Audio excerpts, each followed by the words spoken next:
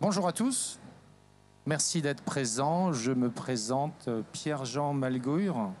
Alors je suis désolé, j'ai la voix un peu cassée parce que j'ai eu la bonne idée le week-end dernier d'organiser le week-end de ma promo d'HEC Entrepreneur chez moi dans l'Aveyron. Et évidemment, quand on met ensemble 30 anciens étudiants, tout le monde se retrouve avec 30 ans en arrière et on a fait certaines choses sans trop de modération. Donc voilà, vous m'excuserez pour la voix. Donc je suis originaire d'un petit village de l'Aveyron qui s'appelle Cabanès. J'ai eu la chance de faire des études. Je suis fils de paysan, petit-fils de paysan. Ma famille vit dans le même village depuis à peu près 800 ans. Donc on n'est pas trop sorti de l'endroit.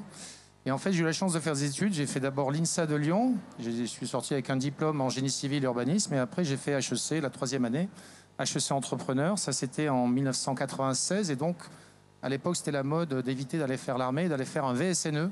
Aujourd'hui, on est VIE. Et je suis parti pour le groupe Schneider aux Philippines en 97. J'ai travaillé pour Schneider pendant 2 ans là-bas. Et ensuite, Schneider m'a envoyé au Vietnam.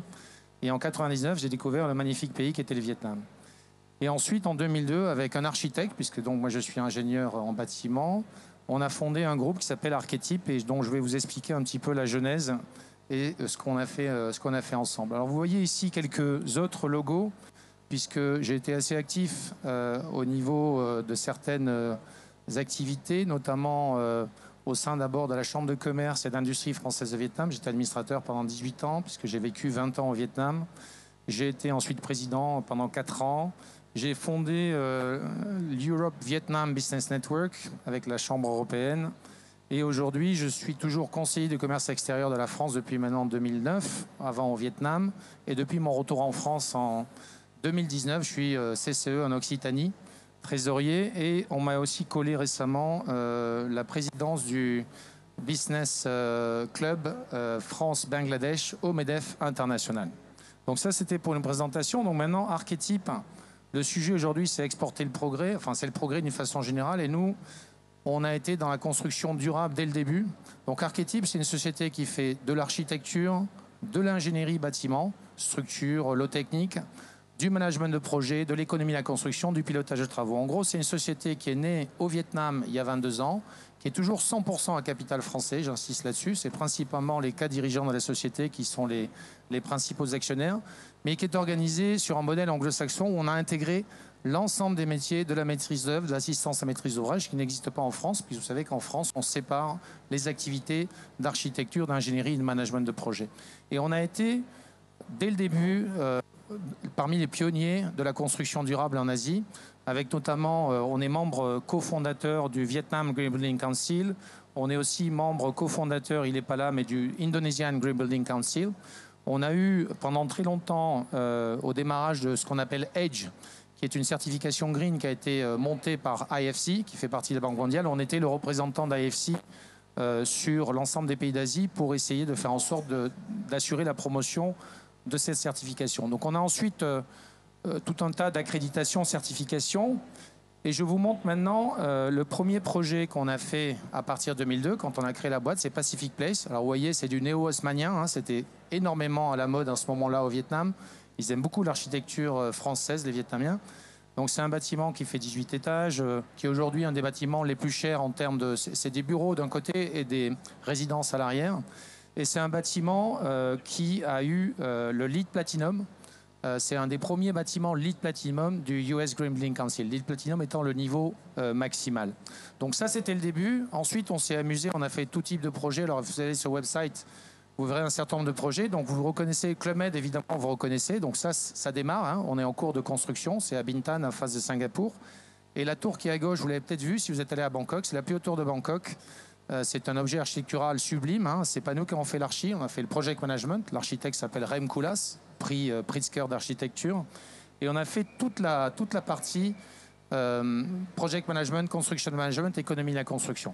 Ce projet-là, vous voyez, il n'a pas de green certification. Pourquoi? Parce que malheureusement, le projet ne coûtait qu'environ 1 900 $ de mètre carré. Il était vendu entre 10 000 et 12 000 $ du mètre carré les appartements. Et évidemment, un sou est un sou. Le promoteur immobilier n'a pas souhaité faire de certification. Et c'est aujourd'hui le problème qu'on a dans beaucoup de projets en Asie, c'est qu'autant sur la partie industrie, comme on travaille sur des projets principalement étrangers, avec des industriels étrangers, eh bien, les gens font les projets sont certifiés. Par contre, dans l'immobilier, la certification reste à un niveau très bas. Donc ça, c'est la partie immobilier. Je vous montre ensuite, oups, j'étais trop vite. L'industrie, on fait la même chose parce qu'on a la chance de travailler sur l'industrie. Et là, juste 2 projets. On vient de finir un très gros projet pour Mass Petcare en Chine qui a obtenu une certification aussi LEED Gold. Et on vient de finir, plus anecdotique, mais un projet pour Ducati en Thaïlande qui vient aussi d'obtenir une certification LEED Gold. Rénovation, on a aussi eu la chance, et la rénovation, ça veut dire de la durabilité, c'est de la réutilisation du bâtiment. On a eu la chance de faire des rénovations. Alors, dans un contexte un peu triste, puisque le Taj Mahal Palace, comme vous le savez, a été attaqué en 2009.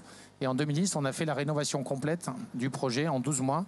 Alors, Ratan Tata, comme vous le savez, vient de décéder. J'ai eu la chance de rencontrer Ratan Tata en 2010 sur le projet du Taj Mahal. Et c'est vrai que c'est un projet qui est devenu emblématique aujourd'hui et qui a été complètement refait. Et dans un autre genre, c'est en Birmanie, à Yangon, un très beau projet. C'était une usine de textile fin 19e des Britanniques. On a converti en hôtel de luxe qui appartient aujourd'hui au groupe Zanier. Zanier qui sont des Français, qui sont dans l'hôtellerie de luxe à l'international et qui ont aujourd'hui ce petit boutique hôtel à Yangon.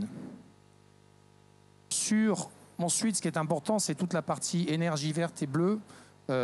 Donc ça, c'est plus sur la partie industrielle. On a la chance d'avoir un certain nombre de clients.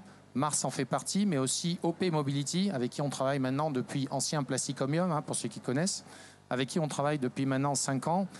Et c'est vrai qu'OP Mobility a une feuille de route assez ambitieuse en termes d'empreinte carbone, avec des niveaux d'émissions qui sont vraiment très bas pour de l'industrie automobile dès 2030 et ensuite sur 2040. Donc on a travaillé sur leur premier projet. Alors celui que vous avez à droite en Chine, c'est le R&D Center à Wuhan. Alors on l'a ouvert 1 mois avant l'apparition du Covid. Il n'y a pas de lien de cause à effet, mais effectivement ça a été ouvert à ce moment-là. Et celui de gauche, il est quasiment fini. Il va ouvrir prochainement. Il est à Compiègne, dans le nord de Paris.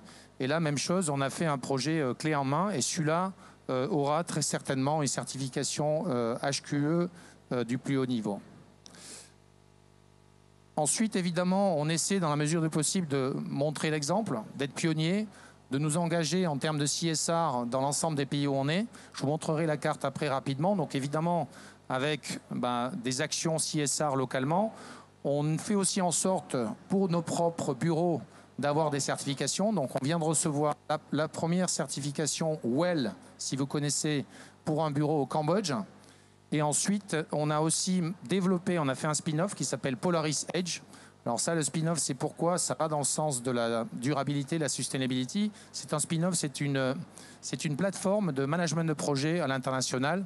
C'est pour faire gagner du temps, éviter des kilomètres et surtout garder des empreintes carbone à un niveau souhaitable. Et je finis avec archétype, on est où? Donc le sujet, c'était l'Asie, la construction durable en Asie. Donc vous voyez, on a un gros tropisme asiatique.